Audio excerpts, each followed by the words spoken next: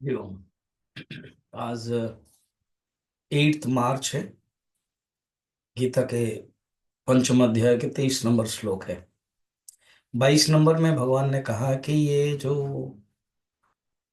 विषय भोग है, ये संस्पर्श से उत्पन्न होते हैं और दुख का कारण है, और ये आदि और अंत है। आया है तो जाएगा। अब जो इस प्रकार के सहन करता है ना अर्जुन, उसके बारे में प्रशंसा कर रहे हैं। सहन करने वाले की प्रशंसा कर रहे हैं। और ये जो विषय सुख है, ये जो विषय के प्रति आसक्ति है, यही मोक्ष मार्ग का विघ्न है। प्रतिपक्षी है, प्रधान शत्रु है, सब अनर्थ प्राप्ति का हेतु है। इसको कंट्रोल करना कठिन है। इसलिए कभी भी क्रोध के बस में नहीं आना चाहिए। क्रोध के कारण ही पिता को भी गाली देता है, मारता है। असंयत पुरुष, काम से व्यक्ति इवन माता के साथ मातृगमन के लिए प्रयत्न करता है। उसको परिहार करने के लिए, नष्ट करने के लिए, कंट्रोल करने के लिए विशेष प्रयत्न करना चाहिए। सहन एकमात्र है। श्री भगवान उवाच शक्तु शक्नोति हैव यः सोढुम् प्राक्शरीर विमोक्षणात् कामक्रोधोद्भवं वेगम् सयुक्तः स सुखी नरः इहैव। इसी संसार में ही देखो, जो भी कुछ करना है इसी संसार में ही करना है। अब मत समझना कि बाद में करेंगे। बाद में कुछ होता नहीं। गुरुदेव कहते हैं here and now, not there and thereafter. Then and thereafter नहीं, हियर एंड नाउ। तो यह इस संसार में शरीर विमोक्षणात् प्राक। शरीर विमोक्षण माने शरीर का मोक्ष माने मरण। शरीर का मरण से पहले। अब शरीर मरने के बाद आप क्या करोगे? क्या है साधना? तो इसी जीवन में ही करना है।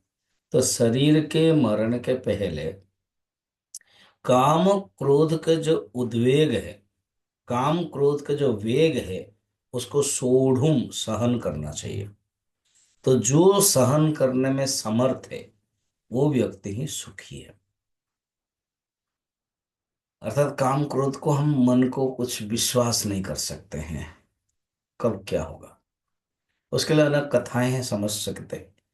एक बनारस के पास एक वेश्या पड़ा था।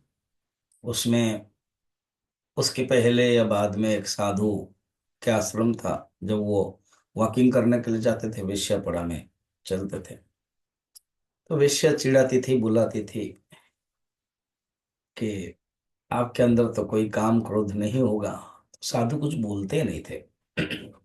इतने में लगभग 40-50 साल भी हो गया। तो वेश्या बूढ़ी हो गई। फिर उन्हीं के जो आगे के जो यंग है, वो लोग भी चिल्लाते रहे, माने बोलते गए कि आपके अंदर तो कोई काम क्रोध होगा ही नहीं है। तो एक दिन वो बीमार पड़े, साधु। और उनको चला पता है कि अभी कुछ समय में मैं शरीर चला जाऊंगा। तो वो वेश्या को बुलाया, कहले टोटल वेश्या ग्रुप को बुलाओ। सब शिष्य लोग आश्चर्य हो गए,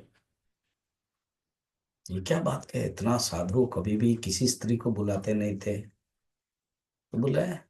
दिन कहा, तुम लोग मुझे रोज बोलते थे ना कि काम क्रोध कंट्रोल हो गया। अब मैं कह सकता हूँ कंट्रोल हो गया। हरिओम। शरीर त्याग किया।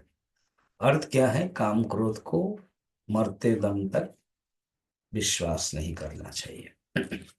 एक बार द्रोणाचार्य ने सबको सिखाया, कौरव पांडव को, क्रोध पर विजय, होमवर्क दिया।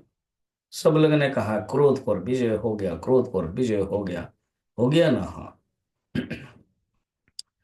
3 बार करो। तो 3 बार करे, क्रोध पर विजय हो गया। ये युधिष्ठिर बोल रहे हैं कि हुआ नहीं है। क्या इसको इतना तुम कर नहीं पा रहे होमवर्क? भीमसेन का क्या बड़े भैया, इतने में नहीं कर पा रहे हो। फिर 5 दिन के बाद आए, कहा गुरुदेव अभी हुआ ना, इतना दिन में क्या हुआ ना, सचमुच क्रोध पर विजय हुआ कि नहीं है। मैं हस्तिनापुर राजधानी में घूमा, जहां प्रतिकूल परिस्थिति है, जहां अ, हो सकता है विरोध मेरा, जहां इवन शकुनी, दुर्योधन आदि, उनसे जब मिला, उनसे बातें करता था, वो लोग चिढ़ाते थे, नोक-झोंक होता था, तब मेरे मन में कुछ नहीं हुआ, तो जान लिया कि क्रोध पर विजय मैंने किया है। इसी को ही कहते हैं क्रोध पर विजय। काम और क्रोध ये दोनों मुश्किल है। एक सांप था और वो सबको डसता था। तो साधु ने कहा देखो ये गलत बात है, तुम डसो मत। तो फिर वो लोग मुझे मारेंगे ना, केवल डसो मत, क्योंकि सब में आत्मा है। 1 साल के बाद साधु आए, देखा कि माधु मरा हुआ है। तो ये क्या बात है ना, आपने कहा कि डसो मत। अरे बाबा, मैंने डसो मत कहा, डराना तुम नहीं कहा, तुम डराओ, फुदकारो। तो जीवन में क्रोध होना नहीं चाहिए, कभी आवश्यक है। आप अधिकारी हो तो आप क्रोध करना, आप अधिकारी नहीं है तो भी क्रोध नहीं कर सकते। आप पिताजी है, अपनी बेटी देरी से आ रही तो आप क्रोध कर सकते हो, बेटे को कर सकते हो। राजा है, क्रोध कर सकते, दंड दे सकते हो। मगर अधिकारी नहीं है तो आप भी क्रोध करने के कोई अधिकारी नहीं है। ये काम क्रोध को कंट्रोल करना बहुत कठिन है, भगवान कृष्ण कहते हैं उसको कंट्रोल करो। हरिओम।